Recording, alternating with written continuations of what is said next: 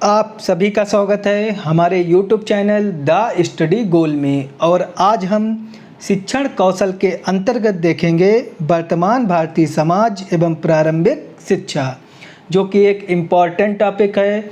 और इसके अंतर्गत हम मुस्लिम कालीन शिक्षा को कवर करेंगे, जो कि पार्ट 3 है।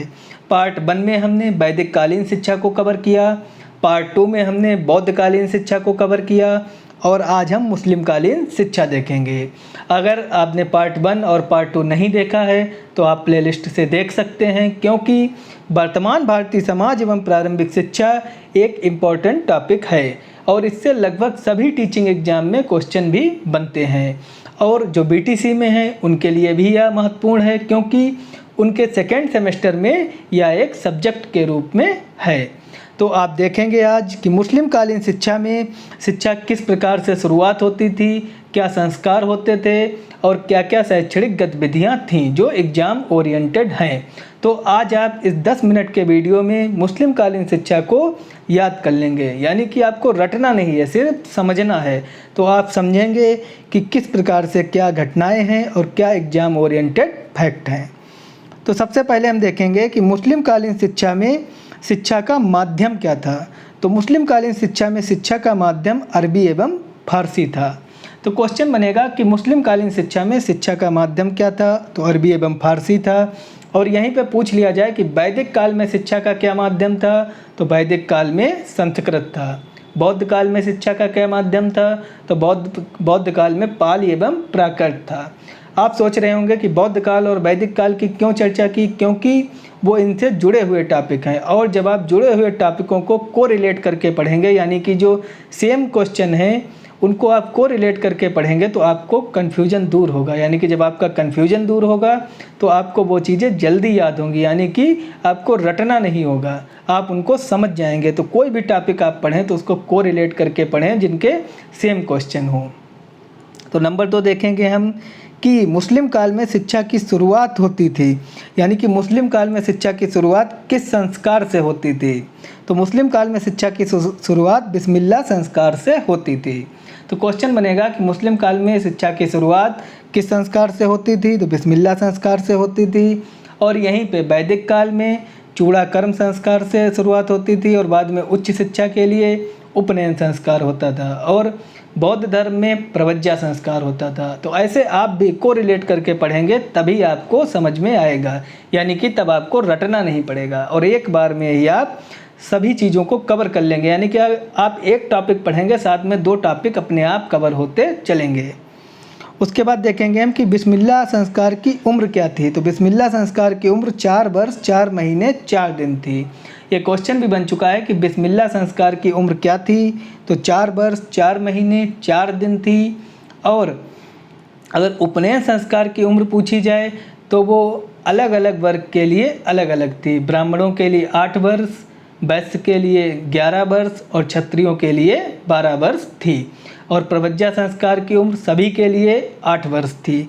तो आप इसको कोरिलेट करते पढ़ते हुए चलेंगे। अगर आपको हमारा वीडियो पसंद आए, सब्सक्राइब करें, लाइक करें, शेयर करें और हमसे जुड़ें। उसके बाद हम देखेंगे कि प्राथमिक शिक्षा के केंद्र को क्या कहते थे। तो प्राथमिक शिक्षा के केंद्र को मकतब कहते थे। तो क्वेश्चन बनेगा कि मुस्लिम काल में प्राथमिक शिक्षा या प्रारंभिक शिक्षा के केंद्र को क्या कहते थे, तो मकतब कहते थे। और ये मकतब अरबी भाषा के कुतुब शब्द से बना है। तो क्वेश्चन भी आ चुका है कि ये मकतब किस शब्द से बना है, तो मकतब ये अरबी भाषा के कुतुब शब्द से बना है, जिसका अर्थ है कि पढ़ना लिखना या मस्जिद से जुड़े प्राथमिक शिक्षा के केंद्र। तो इसको आप याद रखेंगे। उसके बाद हम देखेंगे कि उच्च शिक्षा के केंद्र को क्या कहते थे। तो मुस्लिम काल में उच्च शिक्षा के केंद्र को मदरसा कहते थे। और ये मदरसा अरबी भाषा के दरस शब्द से बना है। एक बार क्वेश्चन भी आ चुका है कि मदरसा किस शब्द से बना है, तो मदरसा अरबी भाषा के दरस शब्द से बना है, जिसका अर्थ है भाषण अर्थात व्याख्यान। तो अब आप इसको याद रखेंगे कि मुस्लिम काल में उच्च शिक्षा के केंद्र क्या थे, तो मदरसा थे। मदरसा किस शब्द से बना है, तो ये अरबी भाषा के दरस शब्द से बना है। इसको आप याद रखेंगे।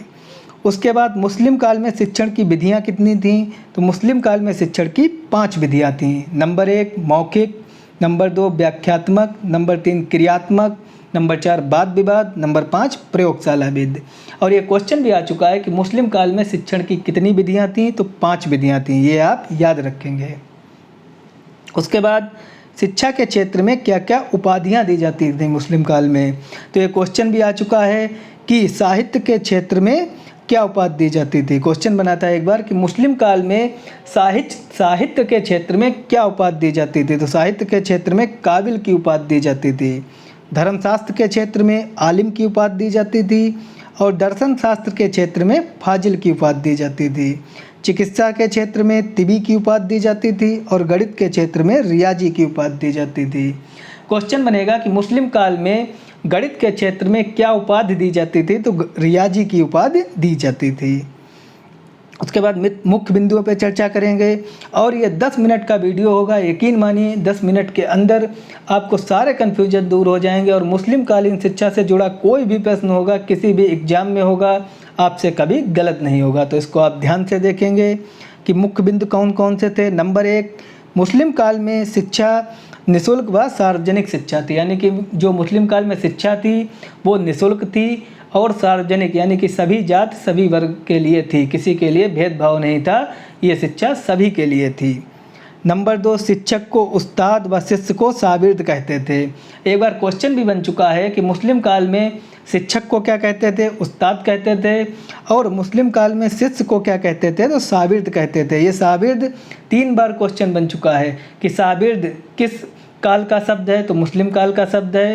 ये मुस्लिम काल में छात्रों को शागिर्द कहा जाता था। और डायरेक्ट भी बन चुका है कि मुस्लिम काल में शिष्यों को या छात्रों को क्या कहा जाता था, तो शागिर्द कहा जाता था। उसके बाद हम देखेंगे कि मुगल काल को मुस्लिम कालीन शिक्षा का स्वर्ण युग कहा जाता है। क्वेश्चन बनेगा कि मुस्लिम कालीन शिक्षा का स्वर्ण युग किस काल को कहा जाता है, तो मुगल काल को मुस्लिम कालीन शिक्षा का स्वर्ण युग कहा जाता है। उसके बाद पैगंबर मोहम्मद साहब ने अज्ञान को सबसे बड़ा अभिशाप माना है। क्वेश्चन बनेगा कि मोहम्मद पैगंबर साहब ने अज्ञान को सबसे बड़ा क्या माना है, तो अभिशाप माना है। या डायरेक्ट भी क्वेश्चन आ जाता है कि मोहम्मद पैगंबर साहब ने सबसे बड़ा अभिशाप क्या माना है, तो अज्ञान को सबसे बड़ा अभिशाप माना है।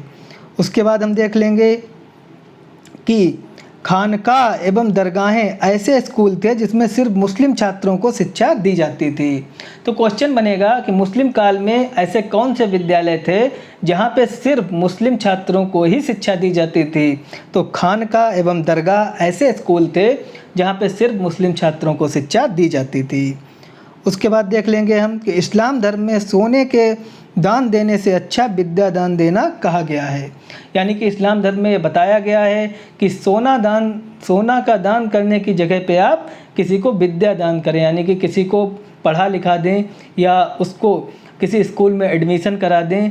तो क्वेश्चन भी बनता है कि इस्लाम धर्म में सोने का दान देने की बजाय किस दान को सर्वोत्तम बताया गया है, तो विद्या दान को सर्वोत्तम बताया गया है। और एक और क्वेश्चन बनता है कि इस्लाम धर्म का प्रचार प्रसार मुस्लिम कालीन शिक्षा का प्रमुख उद्देश्य था। यानी क्वेश्चन बनेगा कि मुस्लिम कालीन शिक्षा का प्रमुख उद्देश्य क्या था, तो इस्लाम धर्म का प्रचार प्रसार करना मुस्लिम कालीन शिक्षा का प्रमुख उद्देश्य था।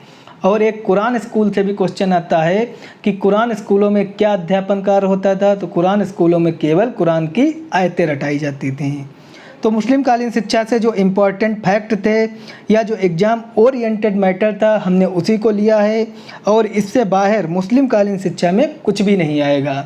तो आप इसको ध्यान से देख लेंगे और एक बार में ही आपको समझ में आ जाएगा। अगर आपको हमारा वीडियो पसंद आए, सब्सक्राइब करें, लाइक करें, शेयर करें और हमसे जुड़ें, क्योंकि हम सिर्फ उन्हीं चीज़ों को कवर करेंगे जो एग्ज़ाम ओरिएंटेड होगी और जो इम्पॉर्टेंट होगी। यानी कि आलतू फालतू का कुछ भी नहीं, सिर्फ एग्ज़ाम ओरिएंटेड मैटर ही आपको प्रोवाइड कराएंगे। तो आप हमसे जुड़े रहें। धन्यवाद।